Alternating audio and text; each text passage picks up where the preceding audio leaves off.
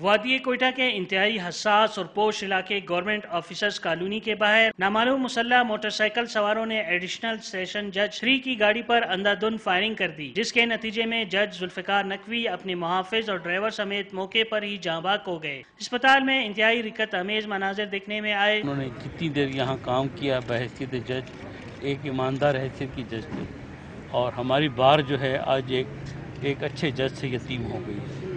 ذوالفقار نقوی کی ہلاکت کی خبر جنگل کی آگ کی طرح شہر بھر میں پھیل گئی، جس پر chief justice Balochistan high court Qazi Faez عیسیٰ، جسٹس جمال مندوخیل سمیت ماتحت عدلیہ کے ججز اور وکلاء کی بڑی تعداد اسپتال پہنچ گئی۔ اس سانحے کے خلاف وکلاء کی تمام تنظیموں کی جانب سے 2 روزہ سوگ اور عدالتوں کے بائیکاٹ کا اعلان کیا گیا ہے۔ ہم لوگوں نے 2 دن کی ہڑتال ہماری باڈی نے کال کی ہوئی ہے اور اس کا ہم آئندہ بھی لائے عمل لیں گے۔ سی سی پی او کوئٹہ میر زبیر کا کہنا تھا کہ واقعے کی تحقیقات کے لیے سی آئی ڈی اور انویسٹیگیشن کے اہلکاروں پر مشتمل 2 ٹیمیں تشکیل دے دی گئی ہیں، تاہم اسے فرقہ وارانہ ٹارگٹ کلنگ قرار دینا قبل از وقت ہوگا۔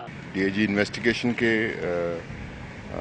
وہ ایک تفتیش کر رہے ہیں، ایس ایس پی سی آئی ہے جو ہے وہ علیحدہ ایک ٹیم کے تحت کر رہے ہیں۔ کوئٹہ سمیت صوبے بھر میں بم دھماکوں، دہشت گردی، ٹارگٹ کلنگ اور اغوا برائے تاوان کے واقعات میں تشویشناک حد تک اضافہ ہو گیا ہے، جس کے باعث عوام میں عدم تحفظ کا احساس بڑھتا جا رہا ہے۔ کیمرہ مین فیاض احمد کے ساتھ خلیل احمد، ڈان نیوز، کوئٹہ۔